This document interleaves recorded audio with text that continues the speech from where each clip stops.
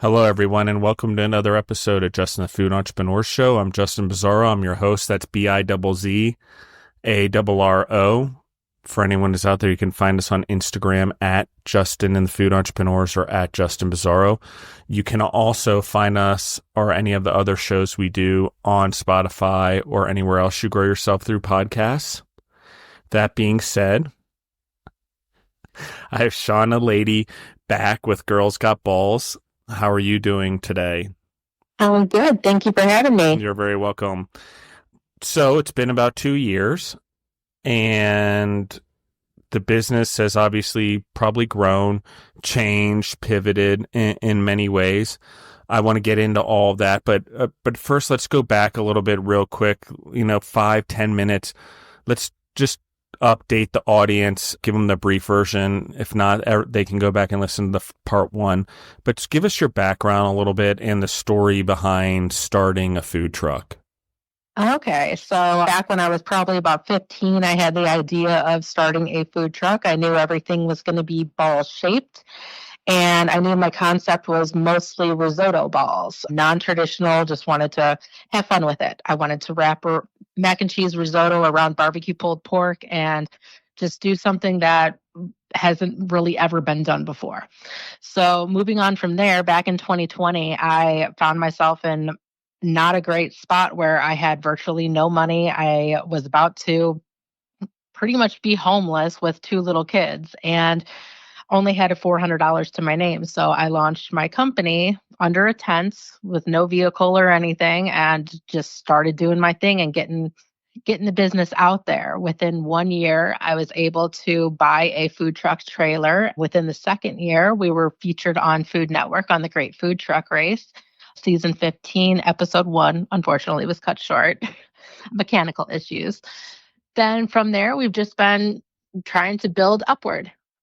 Let's talk about risotto balls and what is that? Because I as an Italian, obviously I know risotto. It's like it's like part of my bloodstream and my DNA. But talk to me about what risotto is, how these balls are made. I mean, without giving away the secret sauce, but sort of give everyone an idea, because I think some people have seen rice balls before, things like that, but this is a little bit different. So let's look at what a risotto is first and then explain it into the ball form. Okay, so risotto, it generally comes from arborio rice, and it's a long method that you need to have a hot liquid, usually stock, and you have the rice in one pan that is raw, and you slowly add stock in until it becomes soft and flavorful. Then from there, you can add whatever kind of cheese. Traditionally, it's usually like a Parmesan or a Romano, something like that. We switch it up and do every kind of cheese you could possibly think of, and then add in other flavors from there.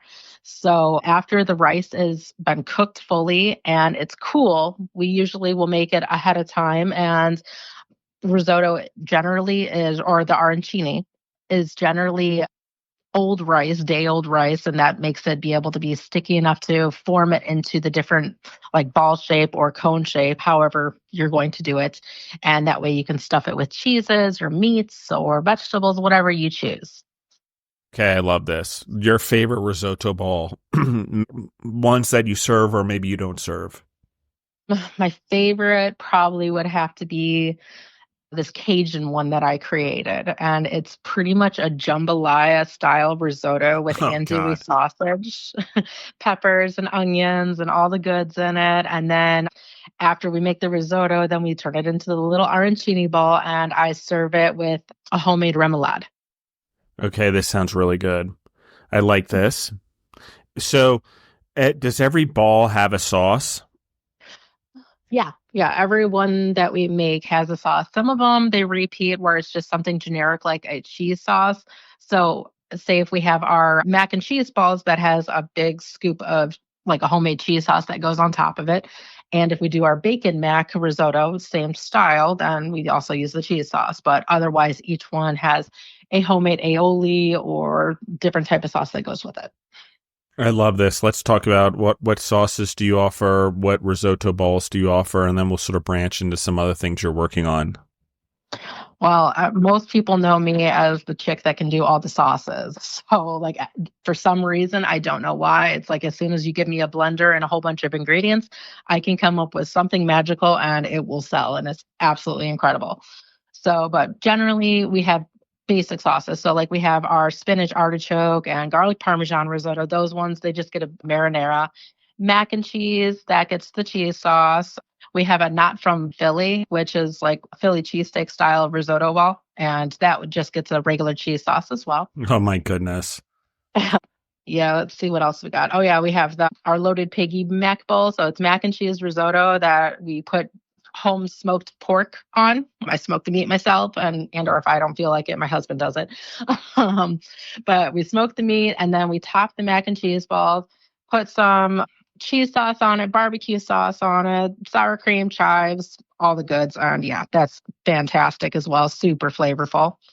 And we also have like other balls on the food truck that are not risotto. We teamed up with a local gluten-free bakery and they supply us with gluten-free French bread dough and we turn those into sandwiches that we toss in the fryer. So essentially it's like we have homemade pizza puffs and ham and cheese stuffed puffs and it's like a giant softball sized sandwich that's just in a ball. This is, I don't even know how to describe what's going on in my mind right now. All right. And I haven't eaten today. So that doesn't help that it's like 10:45 a.m. Denver time right now. And I haven't eaten anything. And I'm like a grazer. I'm constantly hungry. So the, let's talk about where these ideas come from. A culinary background, something you got into because of the food truck, the creativity, the sauces. Like there's obviously some sort of talent here, maybe seed that was planted. We talked about the dream since you were 16 years old, but the culinary talent, the culinary expertise to sort of make this work. And then the chemistry, which it is to make the sauces actually match the risotto ball itself without having a contradiction or too much salt, which can taste toxic. There's 1,000 things that can go wrong that we don't understand, that we understand in our kitchens in our homes somewhat, but when we start to scale or make it for the public, it becomes a little bit more difficult. Talk to me Oh about no, that. for sure. Yeah, I started cooking at a very, very young age. My mom, she would bring me into the kitchen to try to help me understand math when we got to the fractions and equations and stuff. My brain just was not working in the way of seeing it on paper. I'm more of a visual person. So she was like, okay, well, you don't understand how to do this. Let's go cook. And she would drag me in the kitchen. We would make some cookies or we would make some kind of soup or something. And she would make me measure out everything. And then she goes, okay, well, we only need half of this recipe for this soup. So why don't you divide it in half? It says it's a whole cup. So what do you do? And she would make me figure out the math to do it. And it actually worked so I could understand it. So that was when I was probably about 10, 12 years old, and if not younger. And so I've been cooking since forever. And then after that, of course, I went to culinary school and learning the different flavor profiles and how to mix different ingredients to enhance it. That was just magic to me. So from there, I was just able to figure out how to create sauces, create different flavors that would be desirable without turning out like too salty, too gross, or whatever. And that also brings the equations into the mix with fractions. Is once you figure it out for a home cook, then it's all about multiplication and trying to figure out how to make it for the masses. So instead of just making one cup full for your family of sauce, then you need to make an entire blender full, and that would serve like the entire public for the whole service. I can't wait till you figure out how to get it on Goldbelly or ship it everywhere so I can try some of these anytime I want. Oh, Because definitely. I'm working on the shipping aspect. I have a yeah, friend down in Georgia that I have shipped. I've like frozen the balls and frozen the sauce and everything and shipped it overnight to him and it worked out. And luckily he has a food truck down in Georgia. So I told him instructions of how to cook it and make sure it turned out perfect so he could try it and make sure my product like actually ships. So hopefully in the near future we'll figure that one out. yeah, I love this. I think one, it's a unique concept. I mean, are there other risotto balls or rice ball concepts out there? Yes. I will say There's only maybe one or two companies out there that I've seen. If there's anyone else there that's out there doing it, I'm happy to have you on the show or talk to you. But there's and both of them are in Europe. So I think that what you're doing, the delivery, the sauces that match, the flavor, the reviews that I see online, I mean, I think it's there. It's a unique thing. So talk to me about catering, the truck. Like, talk to me about all these things. How do you bring this to market? Because it is such a, what I would call a great idea. It's handheld. It's easily deliverable. It's food on the go, which you want in a food truck. It's also where the population is going post-COVID. We've become more mobile with our eating. We've become used to not eating in restaurants unless it's more fine. So there's a lot of walking and eating, a lot of food truck business. So I guess my question is broad. I'm not really even sure what it is anymore, but I think what makes it unique to you, why, I don't even know how to describe it, but why do it? Number one, why the passion to bring this to the world? Number two, how do you bring this in terms of scalability to do catering and things like that? Because it seems like a very hands-on process. Oh, it is very hands-on from start to finish. We have to do all of our balls and prep everything ahead of time. And we have a freezer in our food truck. So we make everything and it goes vacuum sealed into the freezer and then it goes from freezer to fryer. So we have virtually no waste or anything unless it's something that we've already pre-cooked and then it has to be disposed of. But otherwise, especially when it comes to like catering, we know exactly how many servings we need to have, exactly how many we need to cook. And so there is no waste. And that just makes it phenomenal for us. Then when we do like larger events, we don't we don't typically have any competition because everything we serve is nothing like what else is out there. So if we go to a food truck festival, yes, there may be 35 food trucks, but there's 12 taco trucks. There's, let's say, two pizza or three pizza trucks and six barbecue trucks. I don't have anyone that makes anything even remotely close to what I make. Yeah, this is one of the key things about being in the food truck business or in the restaurant business. You can either be so confident that your recipes are good enough, you're going to go into the big ocean with the big players, okay? There is that strategy. That is an okay strategy. But it's also okay to create your own pond next to the big guys and put your business in that pond and then grow within that pond. Sauces, direct to consumer, food truck, because it is a unique concept and you can create your own industry. There's going to be imitators, I'm sure, eventually as they see you doing well.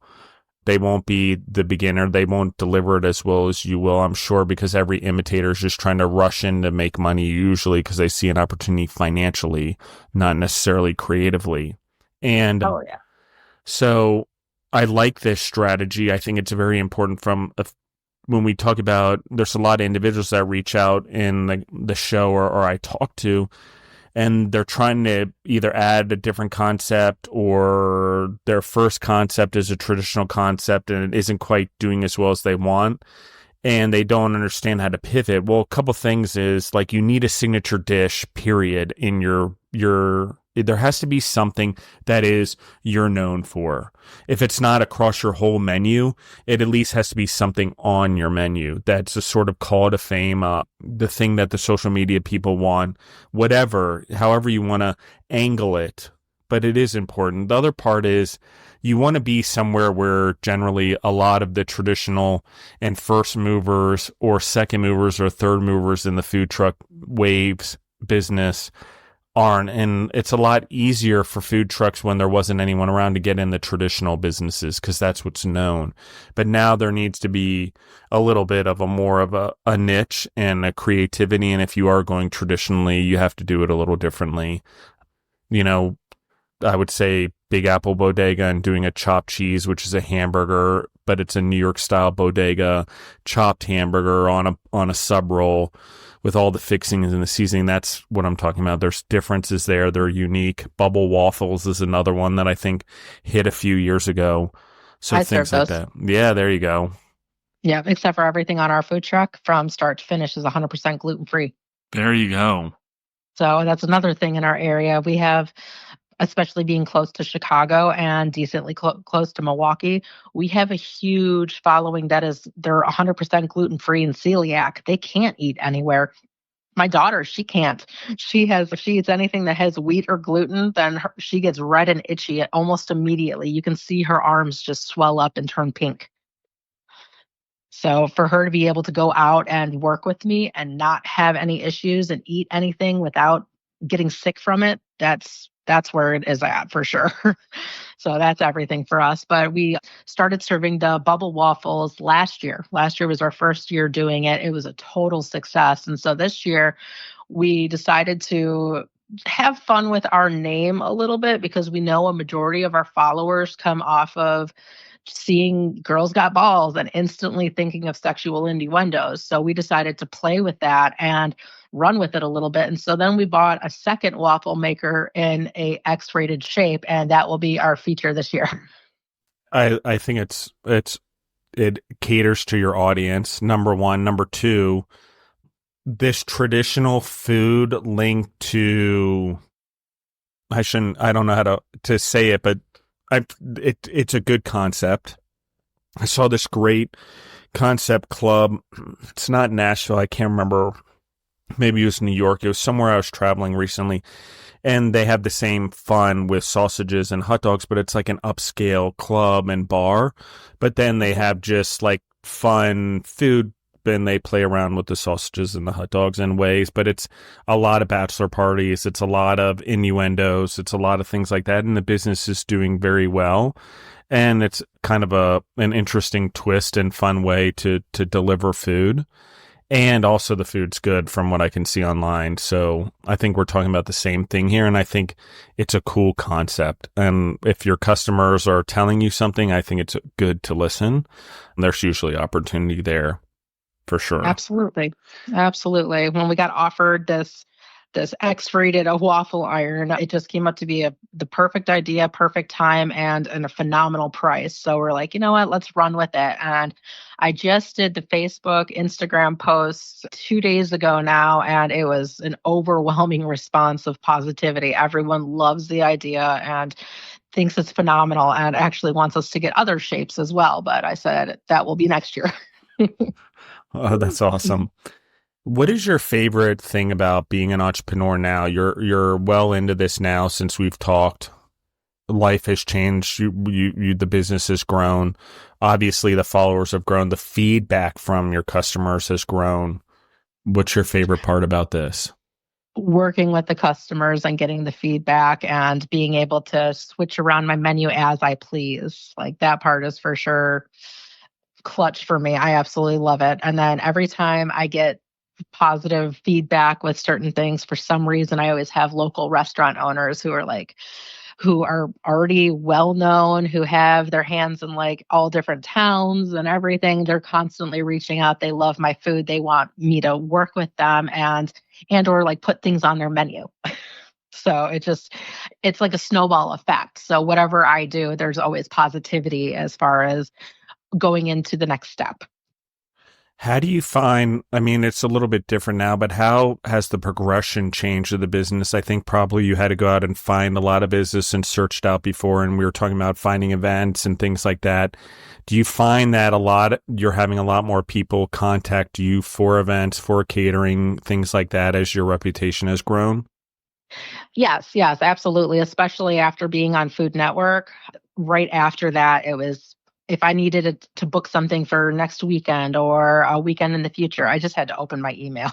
And there would be at least two, if not three or more people reaching out saying like, "Hey, we want you for this event. Can you come out for this?" Whether it was a huge festival, subdivision pop-up, a brewery, or a private catered event.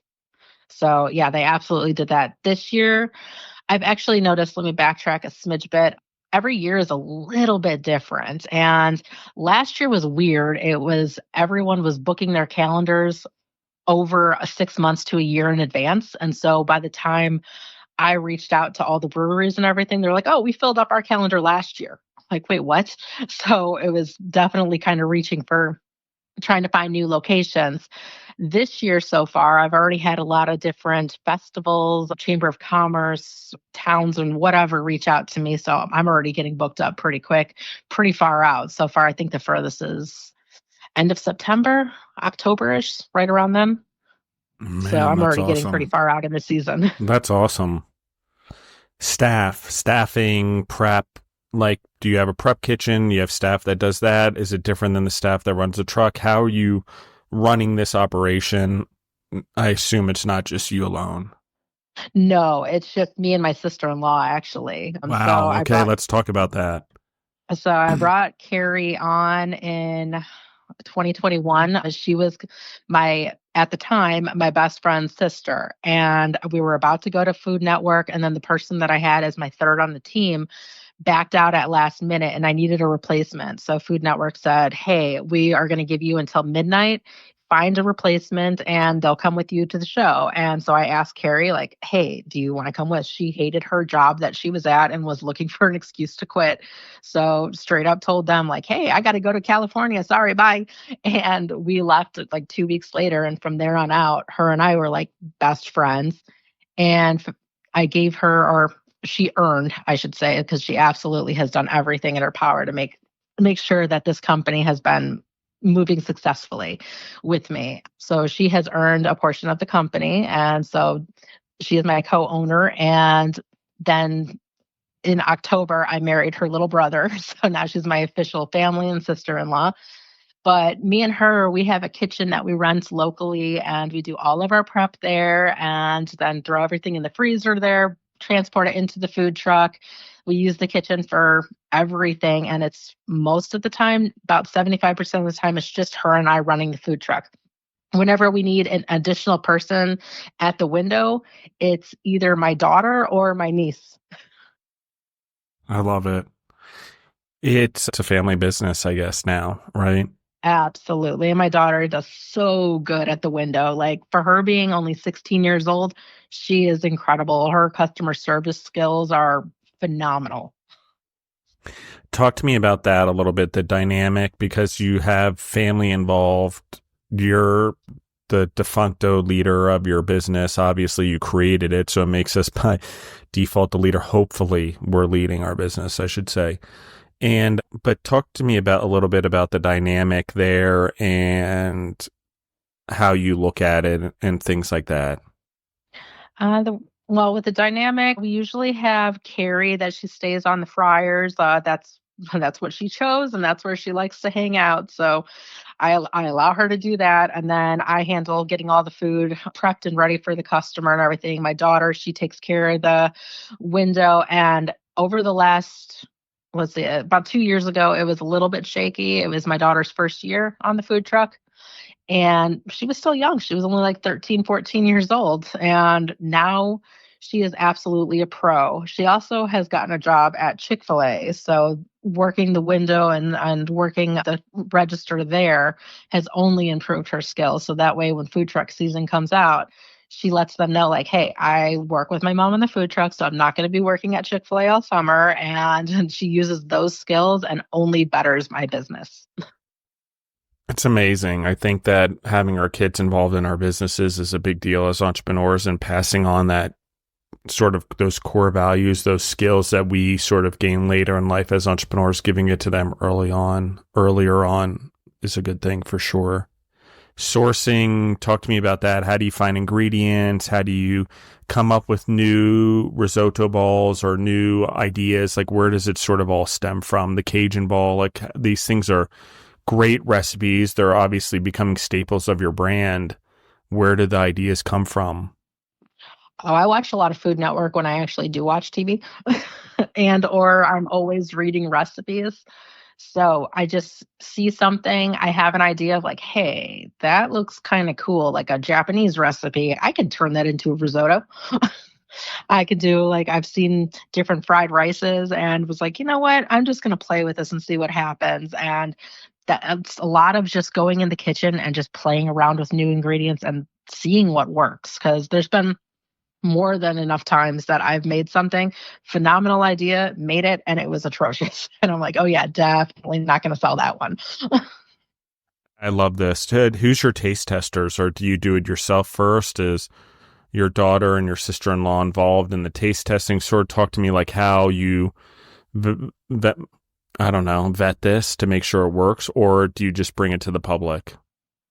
We've tried it a few different ways. I'm always tasting the food like from start to finish. So I know what it tastes like. I don't need to eat the final product type thing. And so I know what like the inside of the risotto ball is going to taste like. So if I think that's good, then I'll present it to my son and my daughter. Then I have my husband try it. And he is the most brutally honest person when it comes to food, especially. So he'll try it. And then have my sister-in-law try it, and we have gone out of our way one time or more than once and just made it and hope for the best and put it on as a special and see how the public reacts. And sometimes it's good, sometimes it's not. And the ones that are not on our menu. Love it. What do you want for the future? Where are you hoping this goes? Where do you feel your daughter's going to be involved in the long run? Let's talk about legacy here. You have a business partner now who's earned her way in. Let's talk about all of this, like how the navigation of this giant you're building. You're building a food truck business. You're building a catering business. You're building what I would call a sauce and risotto ball consumer packaging business potentially. Like, where does this go?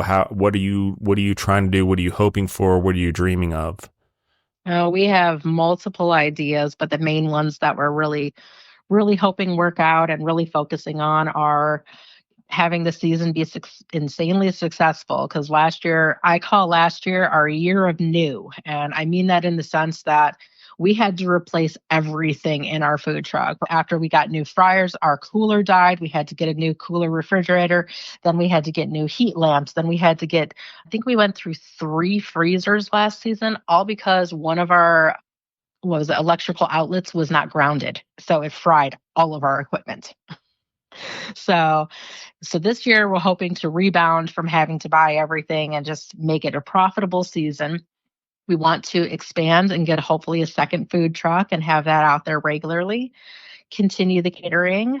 And I've had ideas of even just playing around with farmers markets and selling just strictly the sauces. So we'll see what happens with that, if I actually even have time for that. But that would be cool to do. And my husband and I want to open a brick and mortar location that we can also use as a commissary and Girls Got Balls pickup for year-round service. Yeah, I love that. I think there's definitely multiple storefronts or multiple food trucks or trailers in this scenario here for you for sure. You have a unique product. I think you also have a unique talent and the ability to combine two things into one that can also be sold separately, like vertically integrating basically down the line. And I agree, commissaries being able to produce in bulk, having a location that people can come to. Those are great steps. I love what's going on. It's so amazing to see the growth in you and your business over the last 2 years. Who role models, people you look up to, people that have given you the motivation, the work ethic that you have to keep going? Where did sort of all that come from? My mom, she's really good at pushing me. And even on my hardest days, if I have a day where I'm just like, I can't do this anymore. I don't know, man. And then she will talk me up and make me think of the positivities. And my husband does the exact same thing.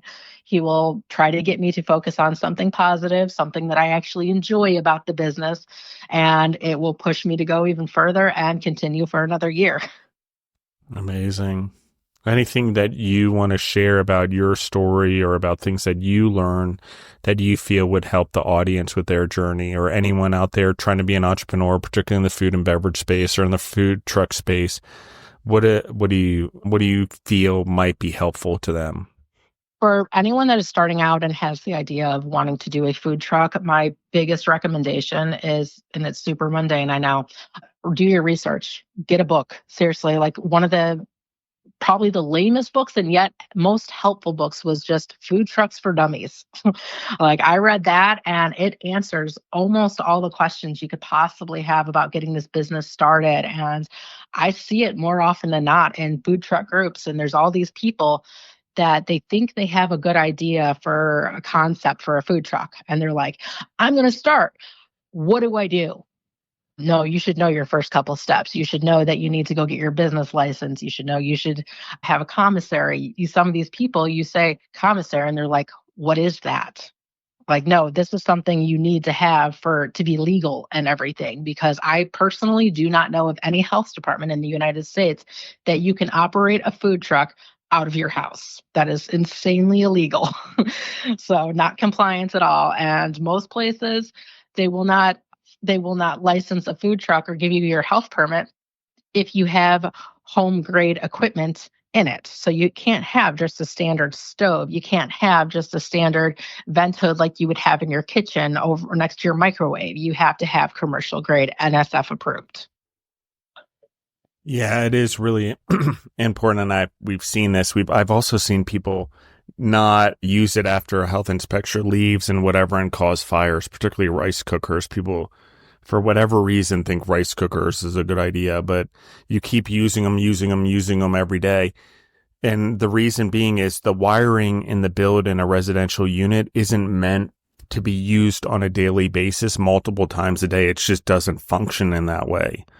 Correct. And it's usually higher voltage in the product. And Yeah, that's why exactly. you can't have like 120 volts in your kitchen, but the product itself is 225. Yeah. I think that you're on to some great things here. Your daughter, let's talk a little bit about the growth there and the willingness to sort of let children into our businesses. We talked about how I feel. I think it's good to give them entrepreneurial experience, but a lot of people are like, I don't want family involved in business, yet you've leaned all the way into family involved in business. Have you weighed that? I mean, you've been very open about it, obviously, including giving shares and stuff like that, or the person earning shares, excuse me. But talk to me about that. What's the mindset here?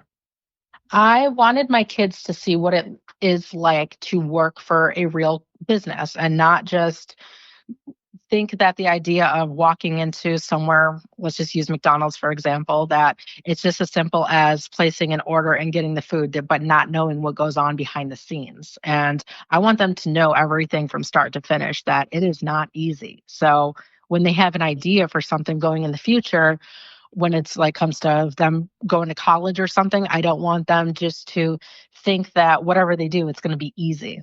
Nothing in this world is easy, especially if it's good. So I wanted them to be able to understand all that and actually work for it. And I pay them good too. So it's not like they're just free child labor or anything by any means. Like my daughter, she was able to buy her first car. And so she should actually is going to be eligible for her license in 4 days. So she won't let me forget that. So she wants to learn how to even tow the trailer, and then even says that coming in the future, she would like to either be responsible for the second food truck once we have that, and or take over the trailer if I buy a standard food truck that has like an engine in it and everything. Yeah, she wants to learn how to tow and everything. So that's what I'm going to be working on this year. With her, I had her learning how to cook by the age of 4 years old. I took her to a kitchen warehouse sale with me and let her pick out her first knife when she was 4 years old, and sat right next to her in the kitchen very closely, teaching her how to use that tool very correctly and safely. And it's amazing if you actually take your time and sit with your kids and really put that energy in the kitchen with them, they can do incredible things by the time they're 5. So I remember this one time in particular, I was really, really sick. I had strep throat. I couldn't move. I was down for the count in bed. She felt so bad. She went into the kitchen. She made me soup. She made me a fruit salad and did everything herself. And she was only about 5. Wow, that's awesome. I love it. What a cool experience to pass on. Yeah, my son's going to be going into high school next year, and he actually told me that he signed up for culinary class as one of his electives. So let's see if we can continue this. Yeah, that's good. You got both of them. It's stuck. That's a good thing. I like this a lot. Talk to me about some of the events that you're looking forward to this year, some of the bigger events that maybe were dreams or things you were hoping for, or things that you're repeating this year that were dreams last year and you're looking forward to doing them better this year? Talk to me about some of those bigger highlights for you.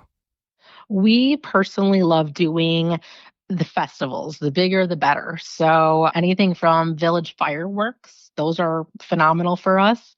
Food truck festivals with all, if it's organized correctly, then having being around all of the other trucks and having the diversity, it's phenomenal. We love it. We love seeing everyone doing the same thing, but yet differently. It's cool. So those are going to be like our main focuses for this year. And then we're also going to be aiming towards a lot of corporate lunches. And we like to get hired out by different businesses to, and even schools do the PTO sponsored lunches and things like that. That way it's easier or on our, sorry, I can't talk. It's easier on our end because we can prepare everything ahead of time as far as prepping and then getting it in the freezer. We know exactly how many orders we need for that order. And we can have everything from us cooking it to the customers and hot and ready in under 5 minutes. So with my business model and how we created everything, we go from freezer to fryer to customer. And the most our customers usually have to wait, and this is on the high end, is 5 minutes. But most of the time, I can hear them ordering as my daughter's writing down the order. And I have the order up and right next to her as she's taking the cash. So like there's no waits for our food truck. So it just makes for more customers. How many options when you're doing your menus? Well, first, how big are the balls roughly diameter? 2-3 inches?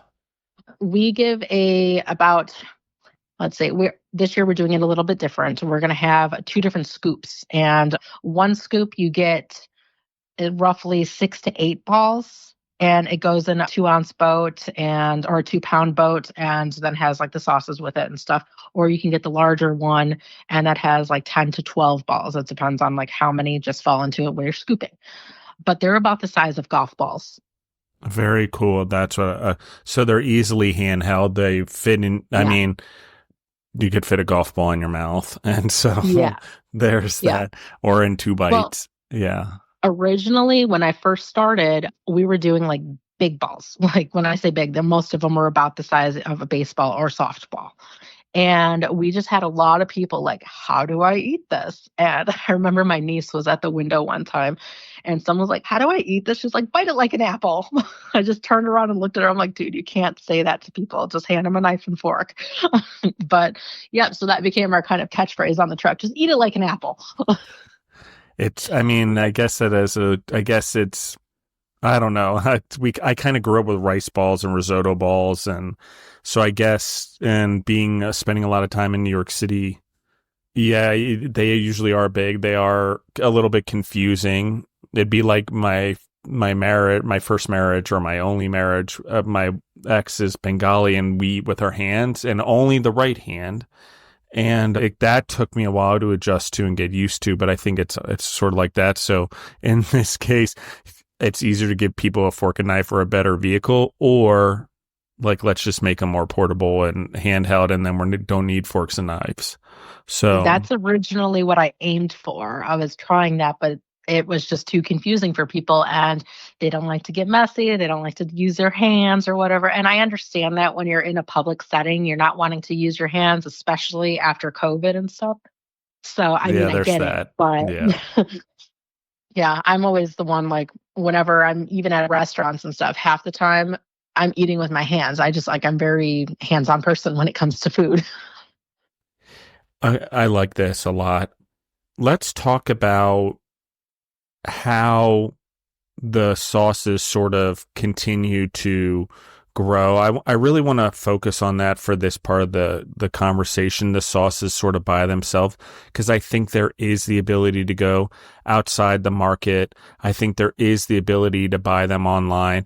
I think as we do this podcast, one of the things, and as I get to witness your growth and give testimony and witness to how amazing your business is growing, one of the things I do think also is the sauce side. We talked a little bit about the different ones that are there and the things that you're doing. I mean, because those sauces can translate outside of risotto balls. So Absolutely. I mean, and we talked about separating them into the stores, but is there a thought about using them in a different concept with a different, what I would call vehicle of delivery other than the risotto ball? Absolutely. I even make a bunch of the sauces and I'll just keep them in my refrigerator and stuff. And when my kids will make chicken nuggets or something in the air fryer, they always will grab something like a remoulade or I mean, made one last week and it was just a bunch of ingredients. I had a bunch of avocados I had to use. And if you don't use them right then and there, they get gross. Everyone knows that.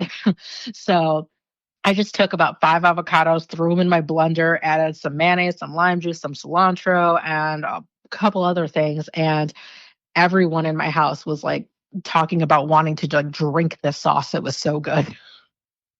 Well, and So, yeah, we use it for everything, we even if we're just grilling a piece of meat, whether it's chicken or steak or pork chop or whatever, they can grab any of my homemade sauces, which are going to be far superior than buying something from store shelves. And that's our thing is like my husband and I are very picky when it comes to the quality of foods. We try not to keep any kind of sugars in our house, refined sugars. We don't eat anything like that. It's everything is 100% natural and organic, no seed oils, anything like that. We try to keep it as natural and organic as possible. So trying to find that kind of quality in stores, it's a little bit difficult and what is out there is not great, unfortunately. So we're trying to like create our own stuff that is just better and we want it to be organic and all natural and without the sugars, without the processed crap in it, and yet be flavorful and tasty like you're buying something that is well-known brand. I like this, and here's the other reason, because there is clearly a trend going on in sauces right now. If you anchor a sauce to your brand and then you give variety of things to it, the initial thing is appealing. The rice balls, like the risotto balls or a rice ball or whatever, or a French fry or whatever, those things all matter, the vehicles. But what we're seeing is the sauce is becoming the leader before whatever the secondary item is. Rice ball, French fries, risotto ball, sandwich, whatever. And we're seeing this. Let's talk about, Wingstop is a good example. Buffalo Wild Wings. Those are all traditional things that have added a lot of sauces. Let's not forget that it just started with one sauce, buffalo sauce on a wing, and then people creatively added more and more sauces to their lineup. That's one.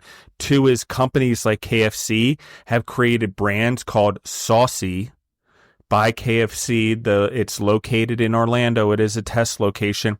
It is chicken tenders, but what they did instead is they went back to the drawing board. They looked at all the sauces they've done over time across all their markets around the world that are specific to specific markets. And instead of doing it that way, they came up with a concept that offers like 20 sauces with their signature recipe chicken tenders. Instead of having all the options, it's now the sauce that everyone wants, and the tender, whether it's hot or spicy, is probably the only option. And I think they have a rotisserie nugget, but I'm not positive. But the sauce I is like the it. lead. The sauce That's is the cool. lead. And so it's not only here and there or a person here or whatever. We've done bell fries on this podcast. Bell fries is Belgian fries are basically double frying the French fry, for lack of a better term. And Hmm. then, which it's pretty specific. But in her case, the sauce is also the most important part. She has a lot of other options on her menu, but at the end of the day, the thing I remember the most is the French fries are really good, but the sauce and the delivery of the sauce that brings it all together, those are important things right now. And as consumers, they're important. Let me tell you the other reason it's important. I vowed I would do this like in my next, from the last season that I ended in 2023. It's now 2025 as we're recording here. One of the things that I agreed to do as I've strengthen my faith, spend some time in seminaries, that I would be more transparent and honest and give away all the secret sauce.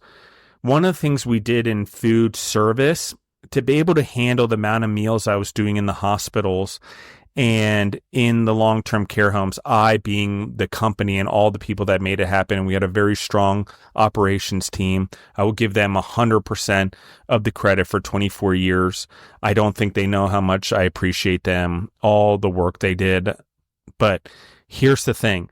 No matter what it was, a chicken breast was a chicken breast was a chicken breast every day over. A little lime juice, salt and pepper, probably not very much salt because it is a hospital, but maybe a tad. And anything to do it so that chicken breast could still be served plain. Then how we stacked it into the menus and gave variety was adding different sauces to the chicken.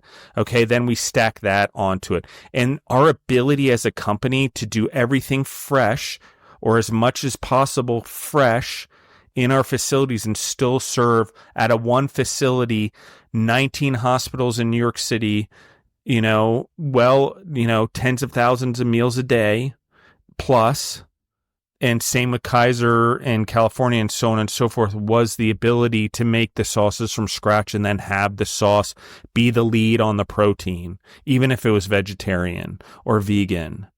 And then from there, even no matter what kind of sauce it was, and then we were able to layer in the proper vegetables and starches to meet the dietary standards.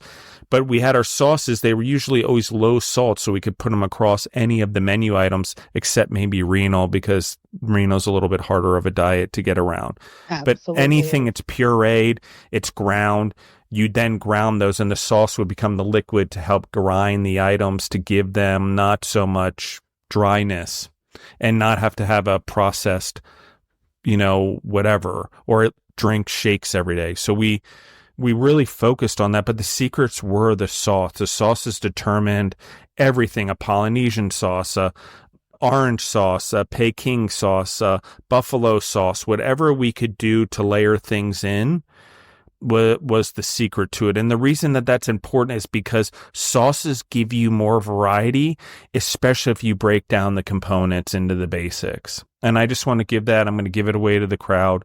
The secret is always the sauce. And that's why people call it secret sauce. It's the truth. And so if you're getting in the food business and you're trying to figure out your business and you got all these ideas and you have the great thing, if you're not thinking about the sauce or the condiments or whatever, if your pasta or your Indian food, the sauce, because at the end of the day, people will drink the sauce by itself if it's that good. Yep, that's true. And I always have people, some people will just order our tater tots. And then they're like, hey, can I get some remoulade with it or whatever that other sauce was?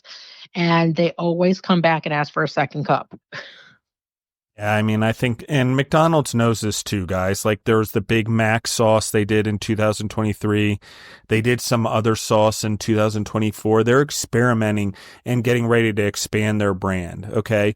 How? I don't know, but you see it. Chick-fil-A, they experiment with sauces. Are they as good as we're talking about here with Girls Got Balls? No.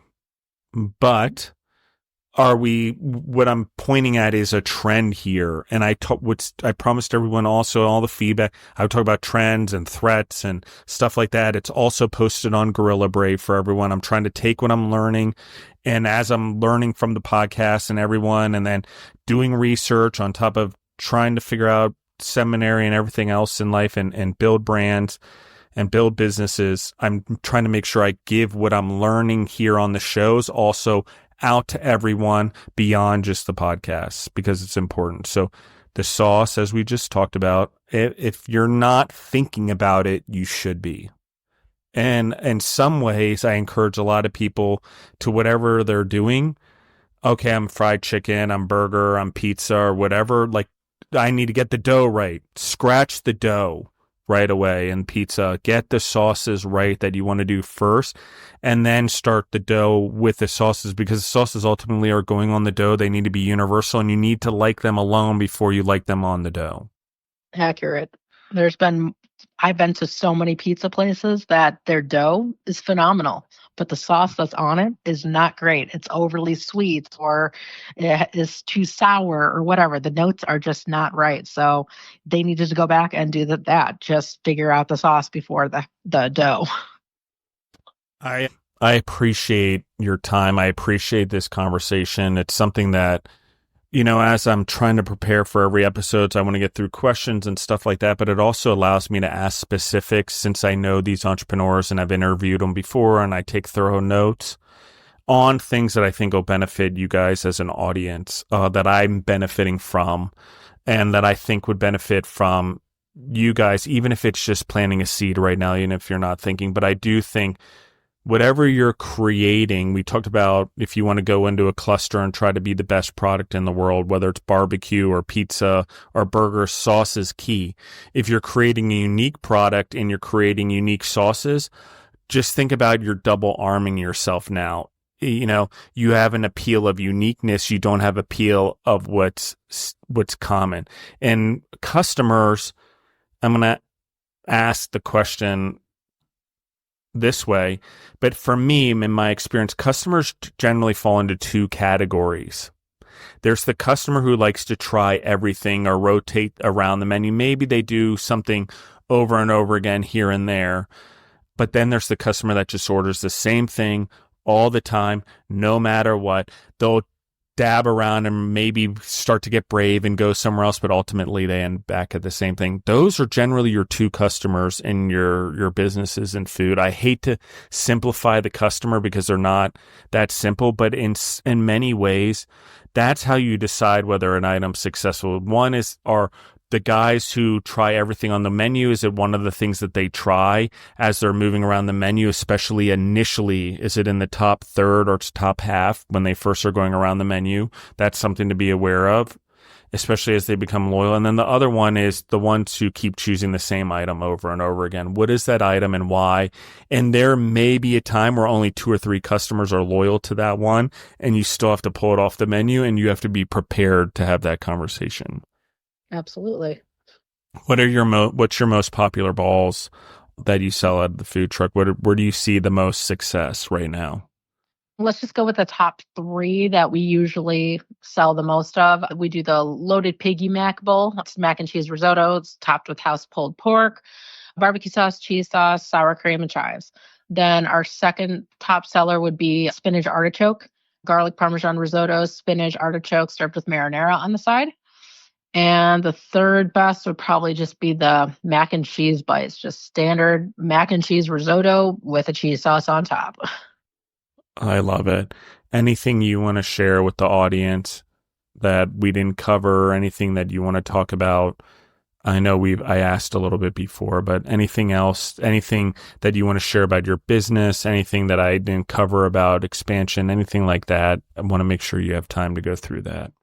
Oh, yeah, no problem. Probably the last thing would be they can contact us on our website, www.girlsgotballsfoodtruck.com. We're on Facebook. We are on Instagram. And Girls Got Balls is also working on possibly starting our own podcast. So we will be on Spotify, Apple Podcasts, and pretty much every other platform. So we should have that up and running. It's primarily mine and my husband's, and we'll be talking about everything from food to business to whiskey and whatever else possibly we want. So that will be the Railery. Railery. Will you please let me know when you guys launch that so I can make sure there's links and everything in your content and in your social media posts as well. So I cross-pollinate for you guys on there. Sounds good. Thank you. You're we very should have welcome. that up, and our first podcast should be up and running hopefully by next week. Very cool. Lastly, everyone in the audience, if you like what we're doing here, please share, subscribe to the podcast. If you're a fan of Girls Got Balls, or you just became a fan, follow her online, follow the businesses online, listen to the podcast. Also, obviously, go eat the food and stay tuned online. I'm telling you that what we have here, the mixture there, this is one of the things I'm trying to zigzag my way across the United States a little bit to see my parents from Denver in February, and I'm hoping that maybe I can have a little stop for some risotto balls on my way west, because I have to go north because they're near Cleveland, and I don't know. So You've definitely got me excited. I definitely like the sauces. It's definitely something I wanted to talk about for the audience. I definitely want to anchor that.